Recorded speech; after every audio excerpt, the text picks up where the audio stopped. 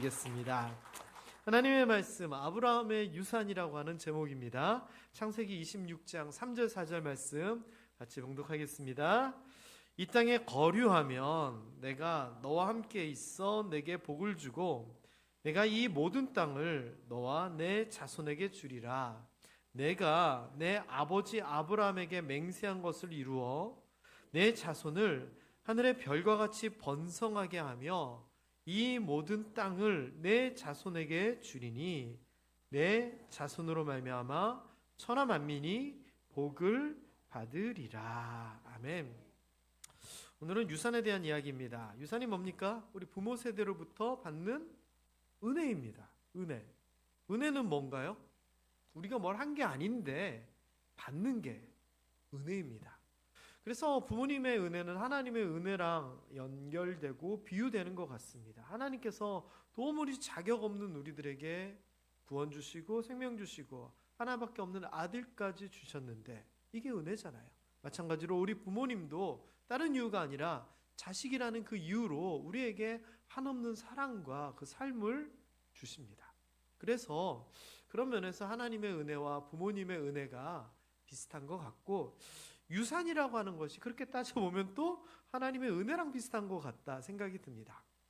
근데 이 유산이라고 하는 게요, 동전의 양면과 같습니다. 이렇게 될 수도 있고 저렇게 될 수도 있는 것 같습니다. 왜? 유산이라고 하는 게 많이 물려받으면 또 많이 물려주면 좋죠. 그런데 많이 물려받았다고 해서 다 좋나요?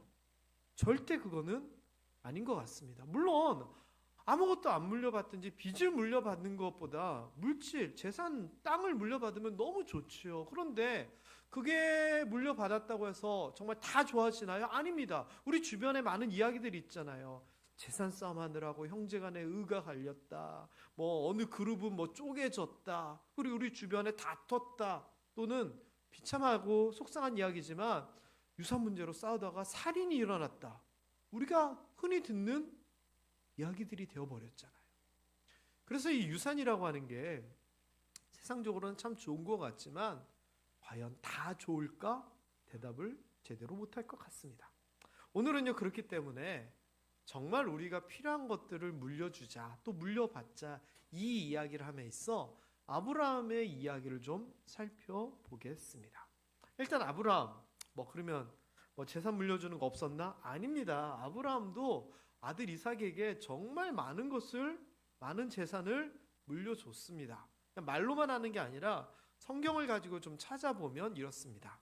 일단 창세기 13장에 보면은 아브라함이 재산이 많음을 이렇게 표현합니다. 어느 정도 많았느냐?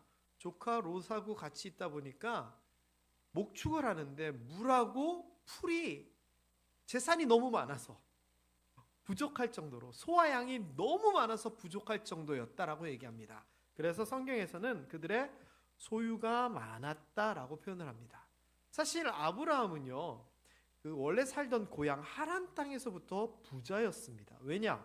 그 하란 땅에 있는 재산을 가지고 올 때 이 가나안에 딱 도착했을 때 보니까 이미 소하고 양도 있었고 종도 있었거든요. 그리고 이 가나안 땅에서 하나님께서 복을 주셔서 더 부자가 됩니다. 왜? 하나님이 함께해서 복을 받았다라고 성경에는 나오기 때문에.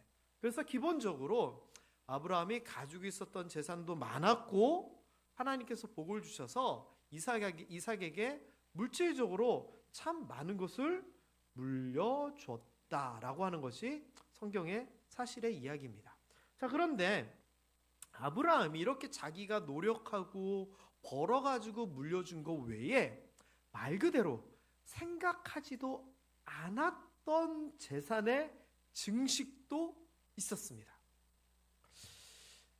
작년인가요? 제가 여러분에게 하나님 앞에 약속 한번 합시다. 우리가 생각하지도 않았던 거 하나님께서 주시면 우리 반반합시다. 기억나세요? 그러면서 제가 살짝 꼬셨죠. 로또도 한번 사보시고 근데 그런 헌금이 안 들어온 걸로 보니 로또 사신 분이 없으신 것 같은데, 어쨌거나 이렇게 의도하지 않았던 재산의 증식 과정이 아브라함에게 있었습니다. 그게 이삭에게 고스란히 물려졌고요. 그게 뭐냐? 아비멜렉 사건입니다. 블레셋 왕 아비멜렉.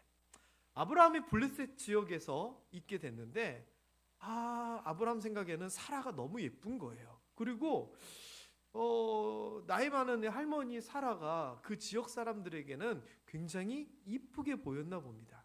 그래서 아브라함이 불안했죠. 그래서 아비멜렉 땅으로 가서 살게 됐을 때 내 부인이라 그러면 나를 죽이고 당신을 뺏어갈지 모르니까 동생이라고 하자. 실제로 이복 동생입니다.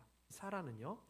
그래가지고 그렇게 거짓말을 했더니 아비멜렉이 이 가나안 사람들 입장에서 보면 외국인입니다. 저 북쪽에서 왔기 때문에 너무 이국적이고 이쁜 거예요. 그래가지고 누구냐 했더니 여동생이라는 겁니다. 그래서 얼른 데리고 갑니다. 이게 아비멜렉 사건입니다. 자, 그런데 하나님의 입장에서는 아브라함과 사라를 통한 씨를 약속하셨는데 이렇게 되면 안 되니까 아비멜렉에게 나타나셔가지고 야, 너 뭐 하는 거야? 그 여자 아브라함 섹시야! 너 건드리면 혼나? 내가 너희 집안에 잉태를 막아버릴 거야 라고 하나님께서 막 야단을 치십니다. 그래서 아비멜렉이 아브라함에게 확인을 하고선 이게 뭐냐고, 왜 속였냐고 하면서 사라를 돌려보내는 사건이 아비멜렉 사건입니다. 자, 그런데 아비멜렉이 아브라함에게 사라를 돌려주는데 지금 자기가 어쨌거나 여인을 탐내는 바람에 아브라함의 신인 여호와 하나님이 자기한테 막 뭐라 그러고 자기 집안에는 출산이 막히는, 태가 막히는 징계를 지금 받은 거예요. 그래서 그냥 사라를 돌려주는데 그냥 돌려주면 안 되겠다 생각을 했나 봐요. 그래서 사라를 돌려주면서 뭐까지 덤으로 돌려줬다고요? 양과 소와 종들까지도 이끌어서 아브라함에게 줍니다. 게다가 사라한테는 미안했다고, 내가 네 오빠뻘 되기도 하고 남편되는 아브라함 이 일로 부끄럽지 않도록 내가 은 1000개를 더해가지고 너를 돌려보내겠다고 사라한테는 이렇게 다독입니다. 그래서 아브라함이요, 이게 결론적으로 치면은요, 사고는 누가 쳤어요? 아브라함이 쳤고 수습은 누가 했어요? 하나님이 하셨어요. 손해는 누가 봤어요? 아비멜렉이 봤어요. 복은 누가 받았어요? 아브라함이 받은 사건이 아비멜렉 사건이에요. 근데 사고 친다고 하나님께서 다 이렇게 해주시냐? 아니에요. 왜? 아까 제가 잠시 얘기했지만 아브라함과 사라는 하나님의 계획 가운데 있는 너무 중요한 인물이잖아요. 이것을 이루어 나가기 위하여 하나님이 개입되신 거예요. 자, 그런데 어쨌거나 아브라함은 사고 치고 지금 뭐가 생겼어요? 양 생기고 소 생기고 종 생기고 은 1000개 생기고. 이런 얘기하면 안 되는데 가끔 이런 사고는 쳐도 좋을 것 같습니다. 자, 그래가지고 아브라함이요, 하나님 덕에 자기 노력에 의한 것이 아니라 덤으로써 이러한 또 재산이 증식돼요. 나중에 이게 이삭에게 고스란히 넘어간 거죠. 자, 게다가 여기에만 끝난 게 아닙니다. 혹시 아세요? 아브라함이 이삭에게 땅도 물려준 거? 그거는 막벨라 굴 관련된 이야기입니다. 하나님이 아브라함에 내가 지시할 땅으로 가라라고 했는데 가보니 다 주인들이 있잖아요. 그래서 아브라함이 자기 딴에는 노력을 한 게 뭐냐? 무덤만큼은, 선산만큼은 내 힘으로 구해보자 노력을 한 게 막벨라 굴 이야기예요. 사라가 죽게 됩니다. 장사를 지내려고 하는데 다 땅들은 주인이 있으니까 이 아브라함이 이 마므레 지역에 있는 사람들에게 굴을 좀, 묘실로 쓸 굴을 좀 팔라 그럽니다. 그랬더니 이 동네 사람들이 아이고 뭔 소리냐고, 우리가 당신 덕을 얼마나 봤는데 뭐 팔라 그러냐고, 그냥 쓰라고. 아브라함이 아니라라고, 돈을 치르겠다고. 아니라 쓰라고. 아니라고 내 돈 치르겠다고. 그래가지고 억지로 돈을 줍니다. 그리고서는 결론적으로 막벨라에 있는 에브론이라고 하는 밭과 그 밭 주변과 그 굴과 모든 그 나무를 땅 모든 해쪽 속에 보는 앞에서 소유로 등기 이전을 해버립니다. 그래서요, 사실 이 땅에 대한 소유가 고대 근동에서는 굉장히 중요했는데 아브라함은 어쨌거나 거기에 비빌 만한 땅을 만들었고 이삭이 이것도 물려받게 됩니다. 그래서 나중에 이삭의 시신도 이 어머니 아버지와 함께 막벨라 굴에 매장이 되게 되고요. 그 뒤를 이어 야곱도 출애굽하고 나서는 400년 후에 이 막벨라 굴을 찾아서 매장하게 달라고 유언을 해서 그게 실제로 성경에는 출애굽 때 야곱의 시신의 유해를 가지고 나왔더라. 이 기록이 남게 됩니다. 그러니까 이삭이 이런 재산만 받은 게 아니라 어쨌거나 여기가 우리 땅이야 라고 하는 땅도 물려받았다라고 하는 겁니다. 자, 사랑하는 모함의 성도 여러분, 여러분들도 많이 물려받고 많이 물려줄 수 있게 되기를 주님의 이름으로 축복합니다. 아유, 목사님 오늘 설교가 이건 아닌 것 같은데, 돈 많이 물려주라는 건 아닌 것 같은데, 아니에요. 이 땅의 재산 물질은 없어도 돼요.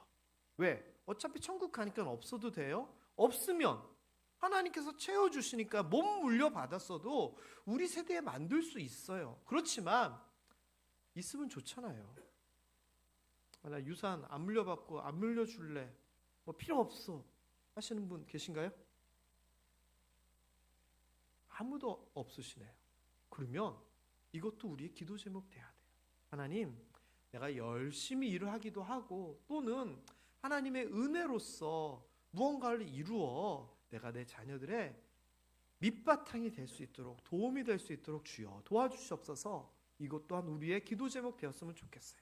물려줄 게 별로 없다? 그러면 하나님, 내가 지금 당장 뭔가는 물려줄 수 없지만 내 삶이 씨앗이 되어서 내 자녀 때에 열매 맺어 물질적으로 부유하지 않게 해주세요. 여러분 그렇게 기도해야 됩니다. 여러분이 지금 기도하고 헌신하는 게 사실 다 그런 것 때문이잖아요. 그러니 이러한 물질적인 것도 잘 물려줄 수 있는, 많이 물려줄 수 있는 여러분들 되시기를 주님의 이름으로 축복합니다. 자, 여기에서 끝나면 안 되겠죠. 하지만 아브라함이 물려준 거는 이 물질보다 더 대단한 거였습니다. 그게 뭐냐? 약속입니다. 보장입니다. 예를 들면 여러분, 삼성그룹의 이 회장님이 어쨌거나 여러분에게 약조를 하나 해준 거예요. 나에게 찾아와서 뭐 도와달라 그러면 내가 100억 한도에서 도와주겠습니다. 약속을 딱 한 거예요. 그런데 내가 살다 보니 그렇게 도움을 청할 게 없거든요. 그러면 그 약속 증서가 있는데 어떻게 해야 돼요? 나는 필요 없으니까 끝나요? 아니면 가가지고 유 회장한테 가가지고 유 회장님, 나는 필요한 게 없으니까 요거 내 아들이 이렇게 해도 되겠습니까? 이렇게 해야 돼요. 당연한 거 아니겠어요? 그래서 부모가 받았던 그 약속을 후대가 받아가지고 무언가를 누리고 얻을 수 있다면 이게 얼마나 더 대단한 겁니까? 그런데 성경에서 딱 그래요. 재산은 이미 이삭이 물려받잖아요, 아브라함에게. 근데 더한 것을 물려받게 돼요. 자, 창세기 12장 1절부터 3절이 아브라함이 처음 하나님으로부터 부르심을 받고 하나님이 약속한 내용들이 나와요. 자, 그런데 보면은 약속의 요소들이 뭐냐? 땅으로 가라. 어디론가 가라라고 얘기를 하죠. 그러면 민족을 이루고라고 얘기를 해요. 그 후대에 대한 번창을 얘기를 하는 거예요. 그리고 복을 주겠다라고 얘기해요. 그리고 땅의 모든 족속이 너로 말미암아 복을 얻을 것이다. 너 때문에 복받고 네가 축복의 통로가 될 것이다 라고 하는 약속을 하나님이 아브라함에게 하세요. 자, 그리고 이 아브라함에게 이어서 또 무언가를 약속하시는데 땅에 대한 약속을 여러 번을 하시게 돼요. 12장 6절 7절을 보면, 그래서 아브라함이 그 약속의 말씀을 듣고 모든 것을 다 버려두고 본토 친척 아비 집을 떠나 가나안 땅으로 가요. 그래가지고 가자마자 세겜 땅에 딱 이르렀는데 거기에 보니까 가나안 사람들이 거주하고 있는 거예요. 그런데 하나님이 뭐라 얘기하느냐? 아브라함에게 나타나 내가 이 땅을 이 후손들에게 주겠다 약속하신 거예요. 그리고 13장 14절 15절에 보면 아까 얘기한 것처럼 소유가 너무 많아가지고 조카 롯과 갈라서거든요. 롯은 좋아 보이는 소돔과 고모라 땅을 찾아가고 아브라함은 척박한 곳에 딱 서 있는데 하나님께서 하시는 얘기가, 야, 요쪽 저쪽 사방을 봐라. 이거 내가 다 너한테 줄게. 너와 내 후손에게 줄 건데 그냥 지금 주고 끝나는 것이 아니라 내 후손에게 영원토록 해당되게끔 해줄게 약속을 해요. 이스라엘 백성들이 예수님 이후에 멸망하고 나서 2000년 동안 떠돌아다니잖아요. 그 사람들이 세계 각국에 떠돌아다니다가 지금 이스라엘 땅에 대해서 권리를 주장해요. 그 근거가 여기 이거예요. 이거 우리 조상 때부터 살던 땅이라고. 하나님이 주셨다고. 그리고 여기서만 그치는 것이 아니라 15장에서도 17장에서도 하나님이 아브라함이 흔들릴 때든지 아브라함에게 무슨 얘기를 할 때 보면 항상 강조하는 게 뭐냐? 내가 이 땅을 줄게. 약속을 하시는 거예요. 자, 그런데 이 땅에 대하여서 이삭에게도 똑같은 약속을 하시게 돼요. 네가 이 땅에 거류하면 내가 너와 함께 있어 내게 복을 주고, 아까 똑같은 얘기네요. 그리고 이 땅을 너와 내 자손에게 주리라. 표현조차도 똑같네요. 그리고 내 아버지 아브라함에게 약속한 것을 이루어 주는데 약속을 이루어 주겠다고 하면서 번성하게 하겠다.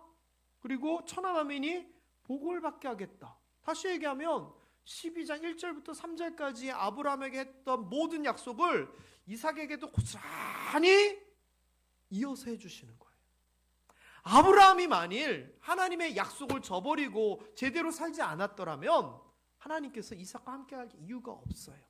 이삭이 탄생하지도 않았을 거예요. 그러나 아브라함이 하나님의 약속을 믿고 그 약속 말씀에 따라 순종하며 살았더니 아브라함에게 하셨던 그 약속을 하나님께서 맹세하기를 내가 이루어 주겠다라고 누구에게 약속하신다고요? 그 아들 이삭에게 약속을 하세요. 그래서 저는요, 땅 물려주고 재산 물려주는 것도 좋지만 저는 이 위대한 하나님의 약속, 맹세코 내가 이루어 줄게라고 하는 이 하나님의 약속을 아무것도 잘한 것도 없고 그저 그냥 내 밑에 태어나기만 한 요 자녀에게 물려줄 수 있다는 거, 저는 이게 더 큰 유산이다라고 생각이 들어요. 그래서 여러분, 우리가 자녀들에게 물려줄 것이 없더라도 만일 여러분이 하나님의 말씀, 그 신앙을 자녀들에게 물려줬다면 그거는 다른 세상의 어떤 것들을 물려주는 것보다 저는 더 대단한 것이라 생각해요. 그래서 이러한 하나님과의 관계, 약속이 대대로 이루어지면서 어떤 표현이 나오느냐?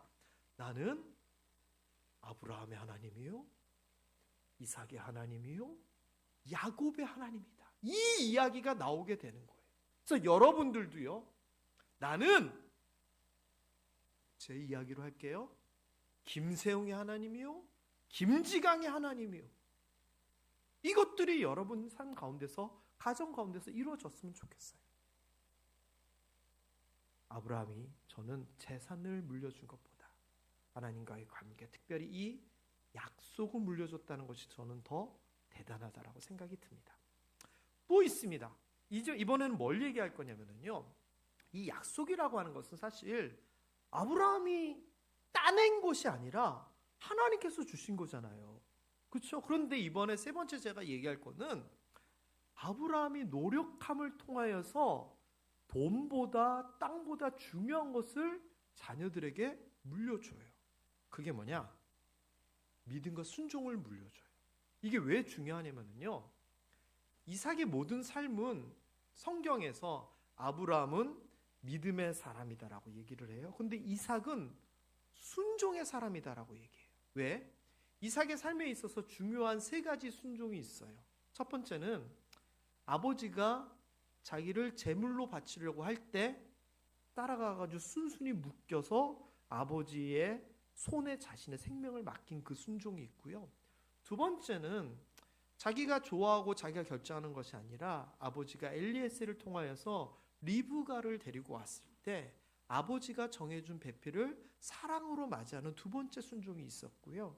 세 번째는 우리가 아까 봤던 본문처럼 너 흉년이 들었다고 애굽으로 가지 말고 이곳 블레셋 땅에 머물러라, 그랄 땅에 머물러라라고 하나님이 말씀하셨을 때 그것을 순종했던 내용이 있어요. 그래서 이삭을 평가할 때는 순종의 사람이다라고 얘기를 하는데, 이 순종, 이 믿음이 어디에서 나왔느냐? 아브라함으로부터 나왔다는 거예요.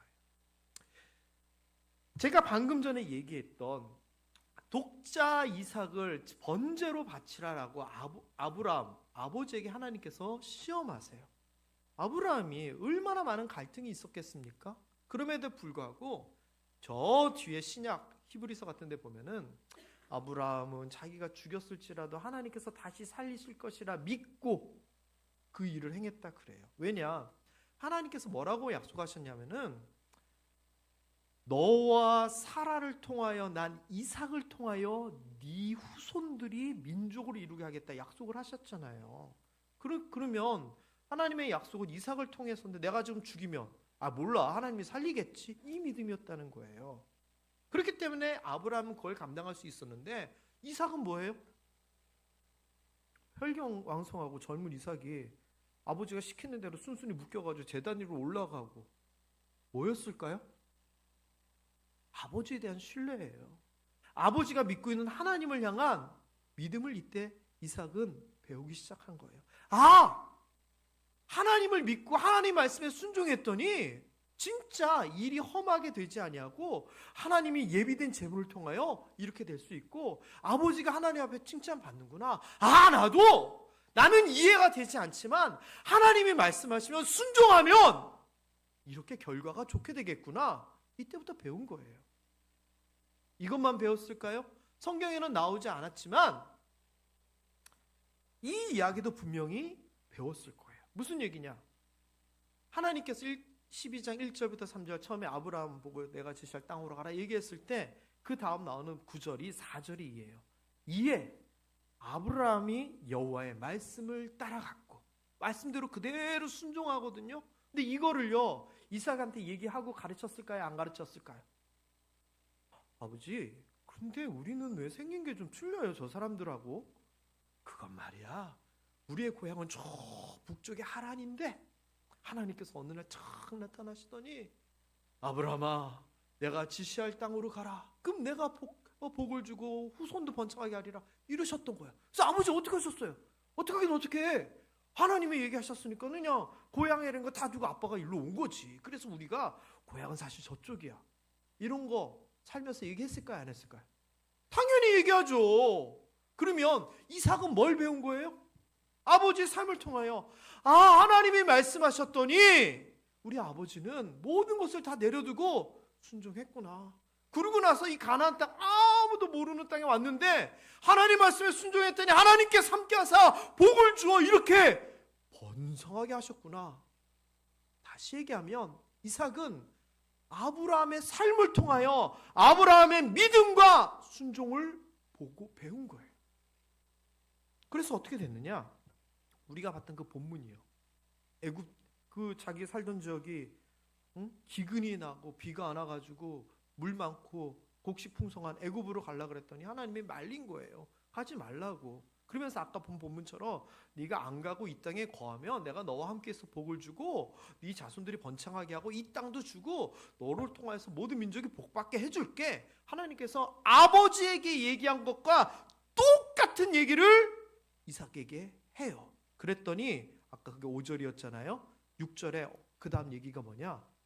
이삭이 그랄에 거주하였더니 아무런 거 없이 하나님의 이 땅에 거주하라고 했더니 그냥 거주해요. 왜 그랬을까요? 아버지가 이렇게 순종하는 삶을 자기가 지켜본 거잖아요. 그리고서는 나도 하나님이 시키는 대로 해야 되겠구나 생각을 한 거예요. 그래서 흉년에 비 안 올 때 이 이삭이 그랄에 거주하게 돼요. 근데 무슨 일이 생겼느냐? 물도 별로 없는데 이삭이 많은 재산을 가지고 그 땅에서 사니까 왕은 괜찮아 하는데 동네 사람들이 원성이 자자하거든요. 아니 우리 먹을 물도 없는데 왜 얘들을 주냐고. 그래서 이삭이 저 멀리 가가지고 우물을 팠더니 우물이 펑 터져요. 사람들이 야야야 우리 땅이니까 우리 우물이야. 더 멀리 가서 우물을 또 팠더니 펑 터져요. 또 사람들이 쫓아와서 와 이거 우리 땅이니까 우리 우물이야. 또 뺏으려고 그랬더니 싸우지 아니하고 또 더 멀리 가서 우물을 팠더니 또 펑 터져요. 거기는 워낙 먼 지역이어서 사람들이 안 쫓아와요. 하나님께서 이 넓은 곳에서 우리를 형통하게 하시는구나. 르호봇이라고 이름 지으면서 거기서 살아요. 그러면서 그 삶의 결과가 어떻게 나오는 줄 아세요? 그가 농사를 지었더니 100배나 결실을 맺고 거부가 돼요. 이게 그 이야기 중간에 나오는 표현이에요. 다시 얘기하면 아버지가 한 대로 믿고 순종했더니 이삭은 100배의 부자가 돼버렸다는 거예요. 이게 이삭이 잘한 거예요? 이삭이 자기 믿음이 있어서 순종이 있어가지고 뭐 자기가 그거 다 이룬 거예요? 아니에요. 아버지 아브라함의 믿음의 순종의 유산을 이어받은 거예요. 그러면 우리가 뭘 생각해야 돼요? 얼마 물려주고 어떻게 물려주고 이게 중요한 게 아니에요. 내가 지금 어떻게 살아가느냐, 내 모습을 어떻게 비추느냐, 내 믿음을 어떻게 이어가게 하느냐, 내 삶을 어떻게 따라오게 하느냐, 저는 이게 더 중요한 것 같아요. 제가 이런 표현 쓰잖아요. 우리 자녀들이 믿음이 없고 부족하고 힘들지라도 나중에 우리가 이 땅에 없을 때, 힘들고 어려울 때, 우리 어머니가 이렇게 기도하셨지, 우리 아버지가 이렇게 신앙생활 하셨지 떠올릴 거라고요. 그러면 그때 돼서 우리의 모습을 기억하는 우리의 자녀들이 우리를 본받아 저는 싹을 틔우고 열매를 맺을 것이라 확신해요. 그게 유산이에요. 자녀들의 입장에서도 마찬가지예요. 많은 재산을 물려주고 중요해요. 그런데 최고의 부모님의 유산은 나로 하여금 믿음을 가지게 한 것, 저는 그거라 생각해요. 아까 있었던 일인데요. 예화 중에서 이렇게 따끈따끈한 예화는 거의 없는데 대략 한 1시간 반 전에 무슨 일이 있었느냐. 제가 또 이렇게 머리를 이렇게 완전히 변신을 하고 나타났잖아요. 그런 얘기를 하면서 파마 얘기를 하는데 저 앞에서 김옥숙 권사님을 만났어요. 김옥숙 권사님이 하신 얘기가 자기 머리 어떠냐고. 목사님 제 머리 파마한 것 같아요. 그래서 예, 그랬더니 파마한 머리가 아니래요. 지금도 보세요. 저기 앉아 계신데. 카메라 비춰줄 수 있나요? 여기 얼굴 가리고 있는 김옥숙 권사님 좀 비춰주세요. 옆으로 살짝 돌려주세요. 뒷머리가 보여줘야 되는데. 지난주에는 안동관 장로님이 말이 올랐는데 오늘은 김옥숙 권사입니다. 근데 저 머리가요, 파마 머리가 아니래요. 근데 가까이서 보면 말도 안 돼 소리가 나요. 네네네네. 왜냐? 진짜 신기하게 곱슬곱슬인데 자연산이라는 거예요. 그리고 나이를 들수록 뒤쪽이 더 곱슬곱슬해진다는 거예요. 그래서 사람들이 아니 어디서 이렇게 했는데 파마가 이렇게 풀리지 않고 잘 됐느냐. 누구한테 지금 물려받은 거예요? 어머니한테 감사해야 돼요. 이거 진짜 평생 파마비 지금 보장해 주신 거예요, 어머니가. 그런데 이런 것도 감사하지만 더 감사해야 될 것은 내가 내 의지가 아니라 부모님 때문에 예수 믿었다면 그거 감사해야 돼요. 또 내 자녀들이 살면서 나 때문에 예수를 부르고 예수를 믿고 또 앞으로 예수를 통한 결실을 맺게 된다면 그거 감사해야 돼요. 왜? 그 최고의 유산 아닌가요? 저는 그런 것 같아요. 말씀을 좀 정리를 해볼까요? 이삭에게 남겨준 많은 것 중에서 재산보다 값진 것은 저는 하나님의 약속을 이어가게 했다는 것, 저는 그게 첫 번째인 것 같고요. 땅이니 은이니 금이니 이거보다 더 값진 것은 아브라함이 자신의 삶을 통하여서 믿음과 순종의 본이 되고 그 아들 이삭이 믿음의 사람, 순종의 사람이 될 수 있게 했다는 것, 저는 이게 그 어떤 것보다 값진 유산이다 라고 생각이 듭니다. 이처럼 우리도요, 우리 다음 세대들, 후손들에게 세상적으로도 좋은 거 물려주는 거 좋아요. 하지만 그런 것도 뿐만 아니라 하나님의 말씀과 약속, 내가 가지고 내가 받은 하나님의 말씀, 내 약속이 내 자녀들에게까지 이어질 수 있도록 저는 그거 최선을 다해야 된다 생각이 들고요. 또 그러기 위해서 우리의 삶이 우리 자녀들에게 본이 될 수 있도록 기도하고 열심히 하나님 섬기고 순종하는 이 모습을 만들어 가야 될 것 같아요. 그래서 이것이 훌륭한 영적 유산이 되어서 우리 자녀들에게까지 이어졌으면 좋겠어요. 그래서 여러분, 다음에 또 자녀들하고 언제 또 깊은 이야기를 하게 되면 꼭 이런 얘기를 좀 했으면 좋겠어요. 내가 세상적으로는 많은 것을 물려줄 수는 없지만 내 믿음을 너에게 온전히 물려주고 싶다. 정말 그런 진실한 대화를 했으면 좋겠고, 그렇게 이야기할 때 우리의 다음 세대들이 언젠가 그 이야기의 의미를 다시 한번 새기며 흔들릴 때 하나님 앞에 믿음으로 설 수 있을 것 같아요.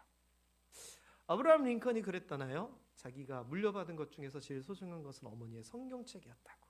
그 성경을 통해 하나님을 알게 됐고 이 나라를 알게 됐고 또 노예 해방과 관련된 여러 가지 신념을 얻게 됐다고 뭐 그랬다는 이야기를 어릴 때 들은 것 같아요.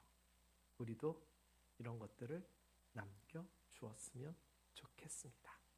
기도하겠습니다. 하나님 아버지,